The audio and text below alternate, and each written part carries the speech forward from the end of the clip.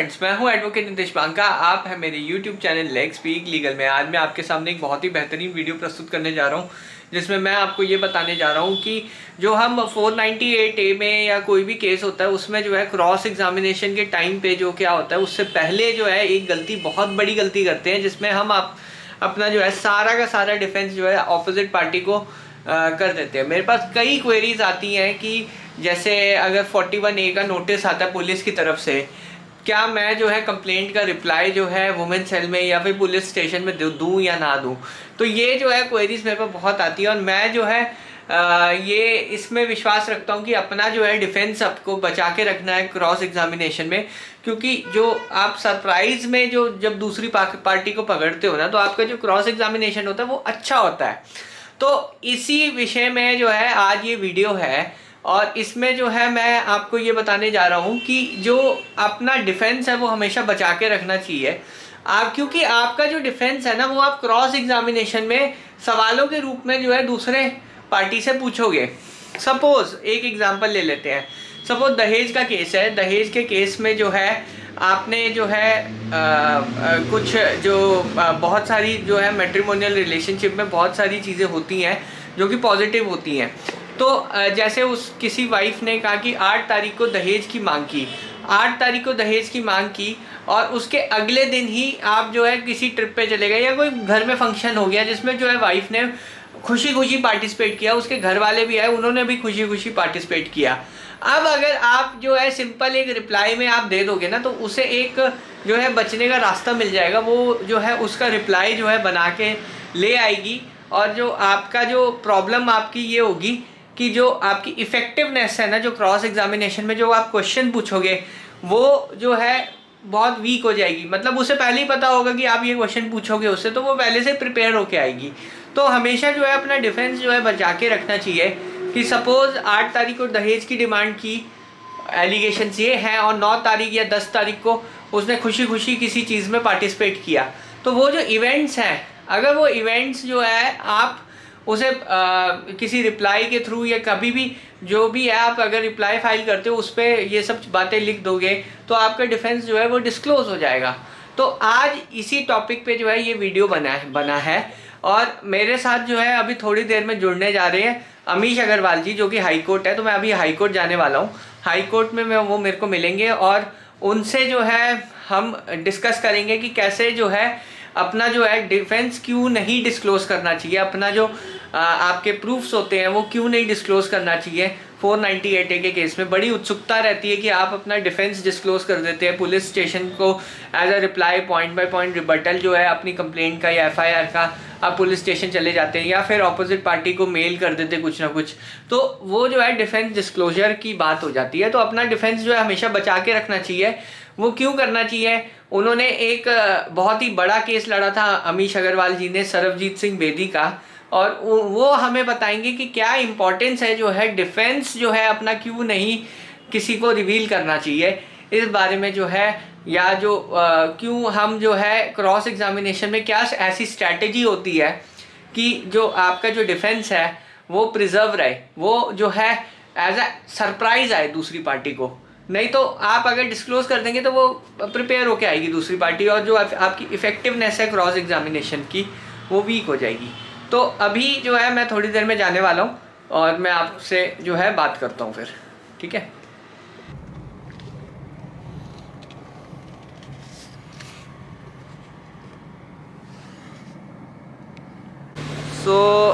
मैं पहुँच गया हूँ दिल्ली हाई कोर्ट और मेरे साथ हैं अमीश अग्रवाल जी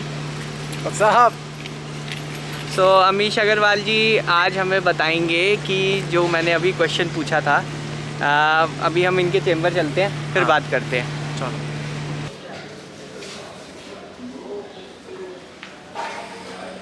हेलो फ्रेंड्स, मैं अब आ गया हूँ अमीश अग्रवाल जी के चेंबर में, दिल्ली हाई कोर्ट में है जो। और आज जो है हम बहुत ही डिटेल में वीडियो बनाएंगे। मैं ऑलरेडी अब अमीश जी से डिस्कस कर रहा था कि क्या हमें जो है डिफेंस जो है अपना डिस्क्लोज करना चाहिए, हमारे पास जो सबूत है क्या वाइफ को साइड को देने चाहिए या कहीं पे भी क्रॉस एग्जामिनेशन से पहले दिखाने चाहिए कहीं पे। क्योंकि मेरा ये मानना है कि जनरली जो है डिफेंस अगर हमने डिस्क्लोज कर दिया तो जनरली ये होगा कि वाइफ जो है वो उसके लिए पूरा प्रिपेयर होके आएगी और आपका जो इफेक्टिवनेस है वो ख़त्म हो जाएगी क्रॉस एग्जामिनेशन की, जो मैं अपने ऑडियंस से डिस्कस कर रहा था पहले भी अपने ऑफिस में। पर यहाँ आके अमीश अग्रवाल जी ने मेरे को और भी कुछ आइडियाज़ दिए हैं जो अभी हम आगे जो है शेयर करने वाले हैं, एंड मैं बहुत एक्साइटेड हूँ उन आइडियाज़ को लेके, और उन्होंने जो मेरे साथ शेयर किए हैं ये आइडियाज़ वो भी जो है बहुत बेनिफिशियल होगा। तो अब जो है अमीश जी बताएंगे कि क्या ये डिफेंस में हमें जो है वाइफ साइड से जो एविडेंसेस होते हैं कि जैसे कोई इवेंट है जिसमें वाइफ ने जो है प्रॉपर पार्टिसिपेट किया था, पहले जो है डाउरी डिमांड का एलिगेशन लगाया, उसके बाद कोई एक इवेंट हुआ, कोई फंक्शन हुआ, कोई ट्रिप हुई, कोई पार्टी हुई, और फेसबुक पे भी कई बार वो किया है, उसने टैग कर दिया कई लोगों को, और उस चीज़ का आपके पास प्रूफ है और आपके पास रिकॉर्डिंग है या कुछ भी चीज़ है जो कि वाइफ को नहीं पता कि वो आपके पास है, और आपने जो है हप्पड़ धप्पड़ में या जो भी कहे कि आपको उत्सुकता थी कि अपना डिफेंस दिखाए क्योंकि आप बेकसूर हैं, तो उत्सुकता हो जाती है कि अपना जो है ये चीज़ें डिस्क्लोज कर दी आपने। तो आपका क्या मानना है इस चीज़ पे? फर्स्ट एंड फॉरमोस्ट नितिश भाई, I am really excited to be here myself, you know पिछली बार भी बड़े मज़े करे थे। You know I actually agree, मैं मतलब ये बात पे अग्री करता हूँ कि भाई तुम सारी चीज़ें उसी टाइम खोल के मत दिखाओ, और स्पेशली जो एग्जांपल आपने दिया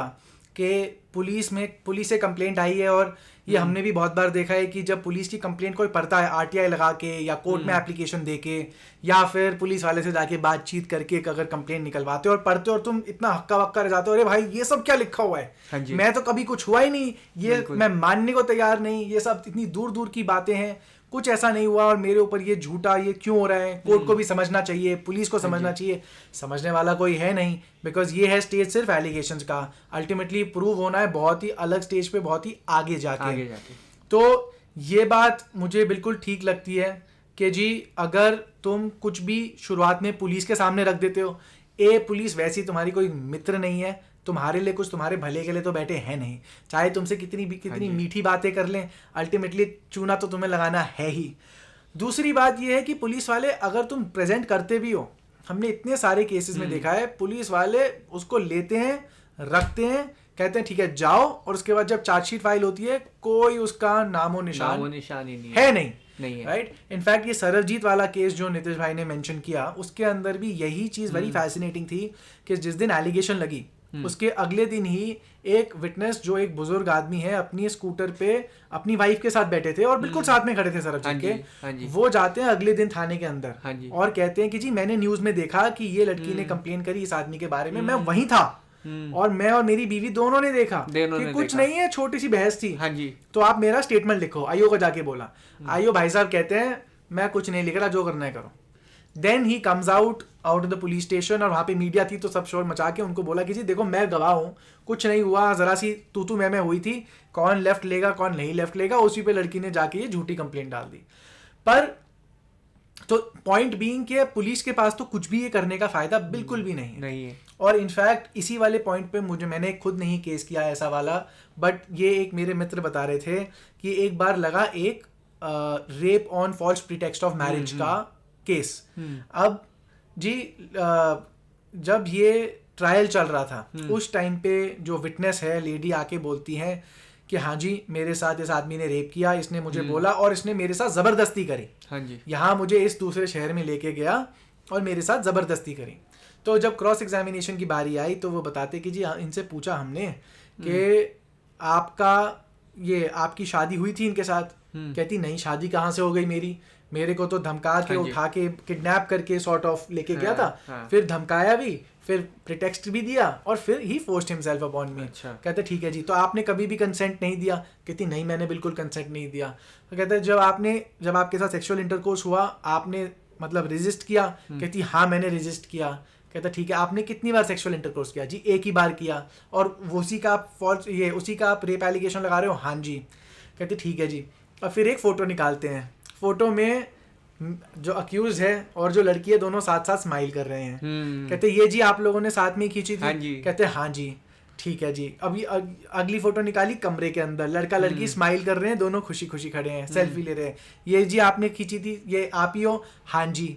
फिर अगली फोटो निकाली, दोनों के कपड़े उतर रहे हैं, और उसमें वो कह रहे हैं हाँ जी आप ही हो, और फिर विटनेस कुछ बोल ना पाए, रोना शुरू, अपना बवाल मचाना शुरू, और अपना केस खत्म वहीं की वहीं।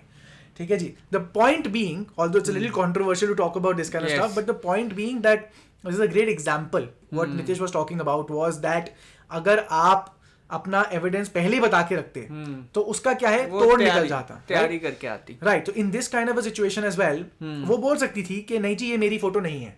ये डॉक्टर्ड है, ये फोटोशॉप्ड है, और in that moment, the heat of the moment, जज देख रहा है, तुम्हारा वकील साइड में चुपचाप खड़ा है, कुछ बोल नहीं सकता है क्योंकि तुम्हारी क्रॉस एग्जामिनेशन चल रही है, और जो दूसरी पार्टी का वकील है वो तुमको क्रॉस एग्जामिन कर रहा है, उस टाइम पे प्रेशर अलग ही लेवल का होता है, और उसकी वजह से जो मतलब स्मार्ट भी है, जिसने झूठा केस डाला है तुम्हारे ऊपर, या फिर वकील से थोड़ा समझ के सीख के समझ के ये चीजें करी हैं, वो भी दिमाग सारा बंद हो जाता है, और जो तो मतलब तैयारी करने का बिल्कुल मौका ही नहीं मिलता। उसी वक्त जो है आंसर चाहिए, और वो प्रेशर जो है सच निकलवा ही देता है। तो बेसिकली आइडिया ये है कि जो एविडेंस है, जो आपका एविडेंस है, आपके सबूत हैं, उसका आइडिया ये है कि जो सरप्राइज है, क्योंकि सरप्राइज में आप सच ही निकलवा सकते हो। पहले से अगर तैयारी करके आए तो उसके 4-5 आंसर और हो सकते थे, बट उसी वक्त उसके पास कोई जवाब नहीं होगा। तो ये चीज़ आप ध्यान रखिए। और इनफैक्ट अनदर एग्जांपल जो मेरे खुद के केस में मुझे याद आता है वो ये है कि एक सिचुएशन जहाँ पे लड़की ने एंगेजमेंट टूटने पे सेक्सुअल हरासमेंट, मॉलेस्टेशन और डाउरी हरासमेंट का केस फाइल कर दिया। तो उसके अंदर लड़की की जब माँ कहती है कि जी, माँ ने गवाही में ये बोला है कि हाँ लड़के वालों ने हमसे डाउरी मांगी, और लड़के वालों ने कहा कि जी हम तुम्हारे खिलाफ हम नहीं करते शादी अगर तुम नहीं देते। पहले पैसे ले लिए, फिर कहते और दो नहीं दिए तो इन्होंने शादी कैंसिल कर दी, और साथ साथ मेरी बेटी को मोलेस्ट भी किया था, हमने पहले नहीं बोला क्योंकि हमसे तो शादी हो रही है, अब हम कर रहे हैं। तो जब हम क्रॉस एग्जामिनेशन में आए, हमारे क्लाइंट ने एक ऑडियो रिकॉर्डिंग दिखाई जिसके अंदर जो मदर है of the victim so called, वो बात कर रही है किसी रिश्तेदार से अपने, जिसके अंदर वो कह रही है कि हाँ जी इन्होंने हमारी जिंदगी बर्बाद कर दी, दूसरा हम भी इनको मजा चखाएंगे। ठीक है जी। अब ऑल्दो ये हमारे कोई ज्यादा फेवर में नहीं जाते, क्योंकि इन्होंने सिर्फ इतना बोला है कि जी मतलब जिंदगी खराब कर दी और हम मजा चखाएंगे, बट इसको भी हमने थोड़ा सा तोड़ मरोड़ के we were able to use it quite effectively. और कैसे?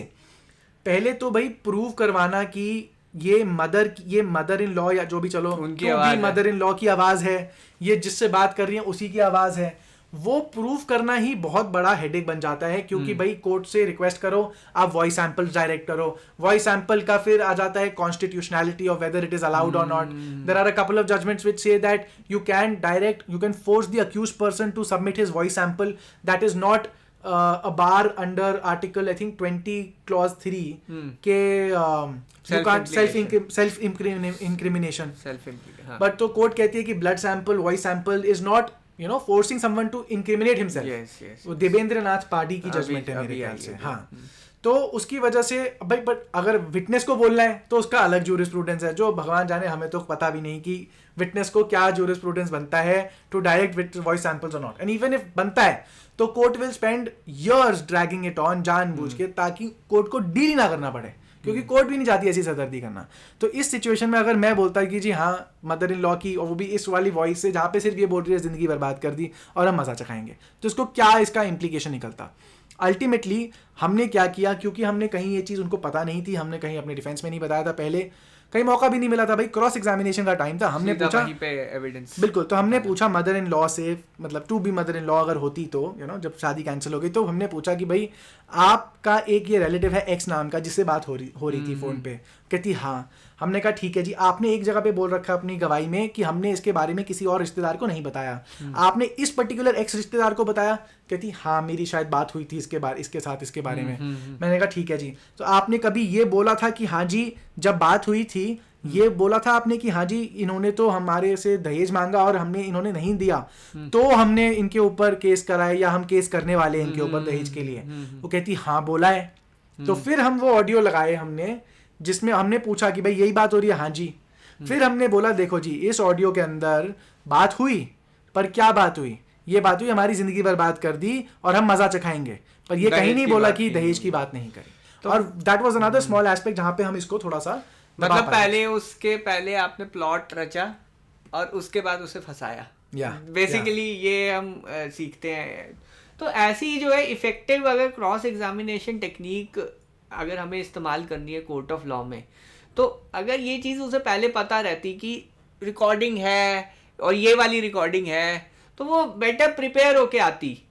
वो सीधा ये बोलती कि हमारी दहेज की बात नहीं हुई थी, बस ये बात हुई थी, वो सीधा वो ये बोल देती। बिल्कुल। तो वहाँ पे जो है वो उस प्लॉट में नहीं फंस सकती। तो जो भी आपके सीक्रेट रिकॉर्डिंग्स हैं या फोटोग्राफ्स हैं, ये डिस्क्लोज नहीं करने होते। अगर आपने कर दिए हैं तो बहुत मुश्किल हो जाता है फिर क्रॉस एग्जामिनेशन। ये तो बहुत अच्छे एग्जांपल्स आपने दिए जो लाइव केस जो होते हैं, जो ऑलरेडी कोर्ट में होते हैं, और कईयों के कई साल बचा दिए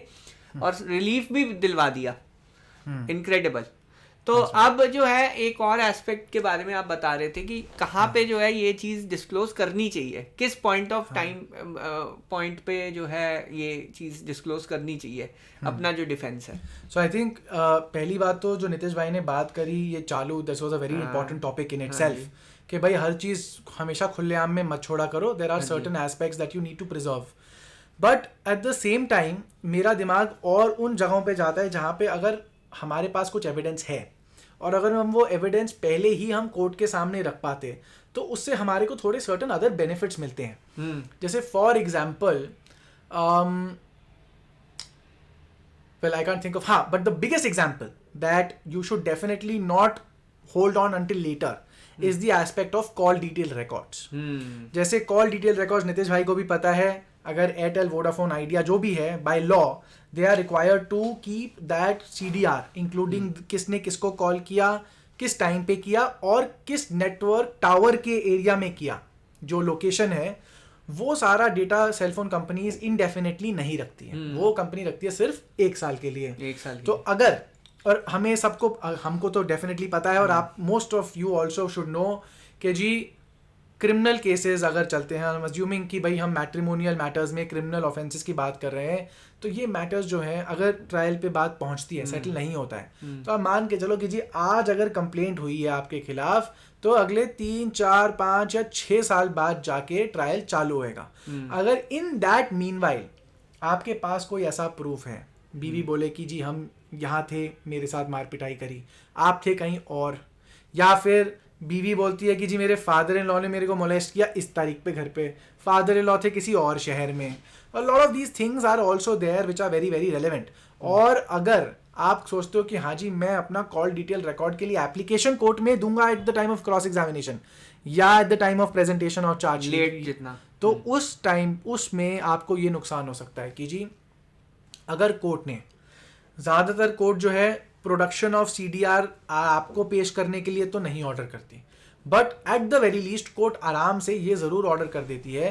कि जो CDR है उसको प्रिजर्व कर दिया जाए। हाँ, ताकि कंपनी जो है उस CDR की जितना भी डेटा है, जितने 1 साल पहले तक से लेकर आज तक, और उसके बाद जितना भी आगे जितने टाइम तक आप प्रिजर्व करवाना चाहोगे, वो डेटा एटलीस्ट प्रिजर्व हो जाएगा। So those are few things that you need to do. And अब देखो, अगर आप एक एप्लीकेशन लगाते हो फॉर प्रेजर्वेशन ऑफ CDR, तो आप ये नहीं कह सकते कि जी आप इस नंबर से जितनी कॉल्स हुई हैं या आई है इसका CDR आप प्रिजर्व करवा लो, और हम नहीं बताएंगे कि क्या रेलेवेंस है। जब हम कोर्ट में 91 CRPC की एप्लीकेशन लगाएंगे कि जी प्रेजर्वेशन ऑफ CDR होना चाहिए, तो हमको डिटेल्स भी देनी पड़ेंगी कि भाई क्या हुआ था, क्यों हुआ था, सारी सिचुएशन बतानी पड़ेगी, और उसके बाद जो है कोर्ट कहेगी चलो ठीक है, ये सब सुनने के बाद हम मानते हैं कि ये CDR का भी बेनिफिट थोड़ा सा होगा, इसलिए प्रिजर्व का ऑर्डर कर देगी। जो मेरे जो समझ आई है बात, वो ये है कि डिफेंस जो है वो तो डिस्क्लोज करना नहीं चाहिए, बट जहाँ पे आपको किसी चीज़ की रिक्वायरमेंट है, जैसे CDR हो गया, या किसी की वॉइस सैंपल की रिक्वायरमेंट है, या अपने जो केस स्ट्रॉन्ग करने के लिए अगर आपको दूसरी पार्टी से कुछ डॉक्यूमेंट्स की रिक्वायरमेंट है जो एग्जिस्ट करते हैं और आपकी कस्टडी में नहीं है, तब जो है आप अप्रोप्रिएट एप्लीकेशन मंगवा के अपना डिफेंस जो है वो स्ट्रॉन्ग कर सकते हो। उसमें जो है थोड़ा आपको डिफेंस डिस्क्लोज करना पड़ेगा, बट पूरा स्टोरी आपको डिस्क्लोज करने की ज़रूरत नहीं है कि किस पर्पस के लिए चाहिए, क्यों चाहिए। बस आपको सेटिस्फाई करना है कि ये रिक्वायरमेंट है आपके डिफेंस के लिए, बट क्या एग्जैक्टली रिक्वायरमेंट है वो नहीं हम डिस्क्लोज करेंगे। तो वो भी थोड़ा सा देखो, अब वही वो लॉयर की विजडम आ जाती है कि जी कस्टमाइज कितना करना पड़ रहा है, ये चीज करेंगे तो ये होएगा, you know there's a set of things which are set in motion the moment we do anything. So we have to always be careful about the benefits that we are getting versus the drawbacks that we will suffer. And this is the kind of this is where the experience of the lawyer comes in, right? यहाँ पे जो है experience काम आता है आपके वकील का, और ये सब दाव पेच जो है बहुत इंपॉर्टेंट है. यही आपको जो है केस जितवाएंगे या केस हरवाएंगे, सीधी बात है, और कुछ नहीं है. बिल्कुल जी. और अगर ये दाव पेच आपको पता है कैसे करना है, क्या स्ट्रैटेजी होनी चाहिए, यही काम है, यही असली काम है. बाकी तो सब वो है, बाकी तो फॉर्मेलिटीज हैं सारी. अच्छा, another aspect that I think that also needs to be considered and said in this situation itself. अगर हमारे पास कोई एविडेंस है, अगर हमारे पास कुछ प्रूफ है, एक तो हो गया कि जी चलो ठीक है, कोई अगली पार्टी कुछ बोल रही है, उसका हम झूठ साबित करने का हमारे पास प्रूफ है. बट कई बार मैंने ये भी देखा है, स्पेशली मैट्रिमोनियल या रिलेशनशिप्स वाले जो केसेस होते हैं, इसके अंदर मैंने एक और चीज़ नोटिस करी है कि भाई कई बार जो है आदमी की भी, अगर अज्यूमिंग कि अभी we are talking about false cases by a woman, but there are of course a lot of situations जहाँ पे woman is also aggrieved, but assuming for a second एक कोई सिनारियो हो कि भाई जैसे, क्योंकि क्या होता है, अगर if a woman is affected, if she is a victim, she is told by society, everybody tells her कि भाई आप ऐसे विक्टिम हो, अगर आपके साथ डाउरी हरासमेंट हुई है तो 498A डालो, अगर आपको मोलेस्ट किया गया है तो आप 354 डालो. और एक अलग एस्पेक्ट है जो हमको सोचना पड़ता है जिसके बारे में, और वो है कि अगर तुम्हारे पास कोई ग्रीवियंस है तो उसको भी तुम लेके कोर्ट जाओ. और देखो ये ना, अगर when it comes to matrimonial या फिर रिलेशनशिप्स वाले मैटर्स, इसके बारे में थोड़ा ज़्यादा बात करने की ज़रूरत पड़ती है, क्योंकि क्या होता है कि मेरा ये पर्सनली मानना है कि इंडियन सोसाइटी में अगर एक औरत के साथ कोई दिक्कत होती है, कोई विक्टिम होती है, तो सोसाइटी उसको बताती है, भाई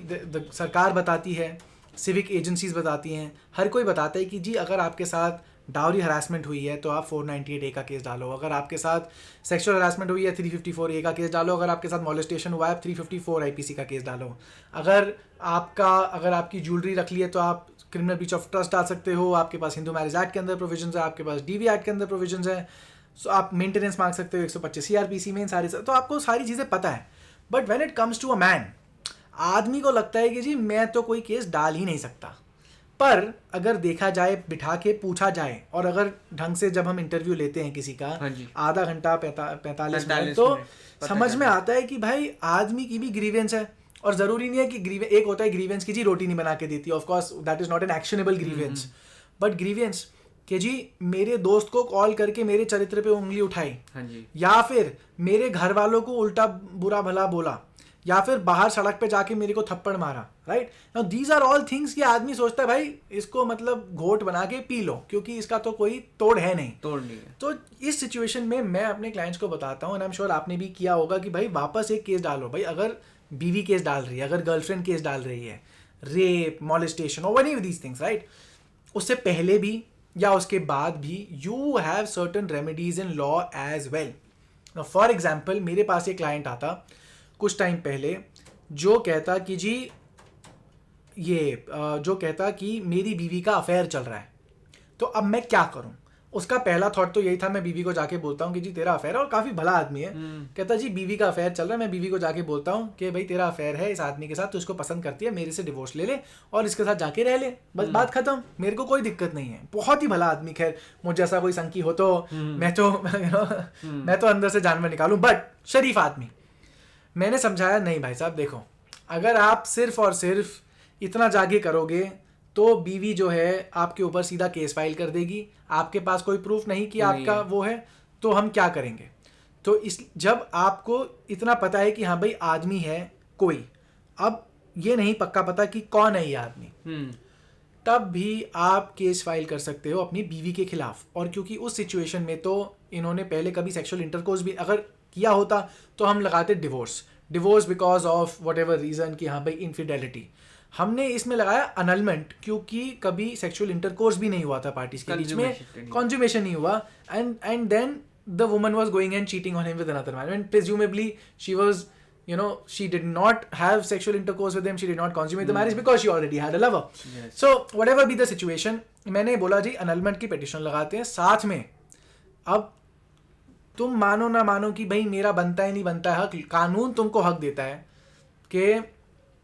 तुम अपने बीवी के लवर के खिलाफ भी एलियनेशन ऑफ अफेक्शन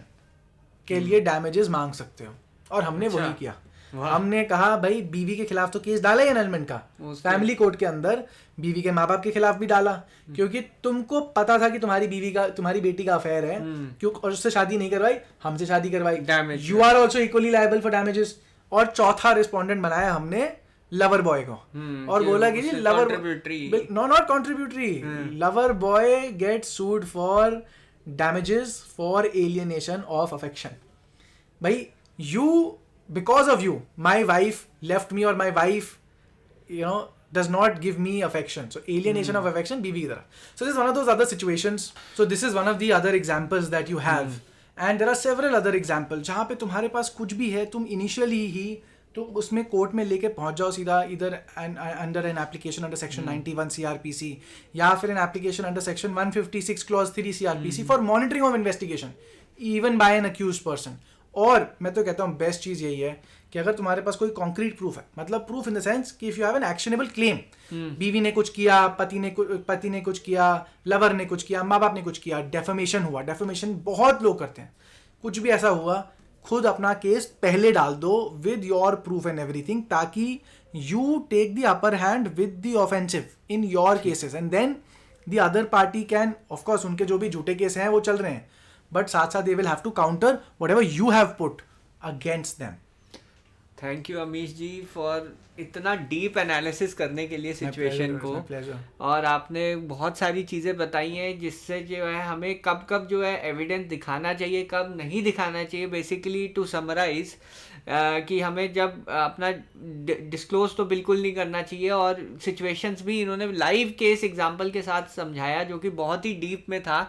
और होप आप लोगों को भी ये सब चीज़ें समझ आई होंगी, और अब नेक्स्ट टाइम जो है आप अपने एविडेंस को बहुत केयरफुली जो है हैंडल करेंगे, और आगे जो है आपके केस में जो है बेनिफिट होगा। Well thank you very much Amish ji for joining my channel, and आज आपने टाइम निकाला, और हम जो है अमीश अग्रवाल जी का नंबर जो है मैं दे रहा हूँ डिस्क्रिप्शन बॉक्स में, अगर आपको इनको कांटेक्ट करना है, और मेरा नंबर भी है, और दिल्ली हाई कोर्ट में इनका चेम्बर है,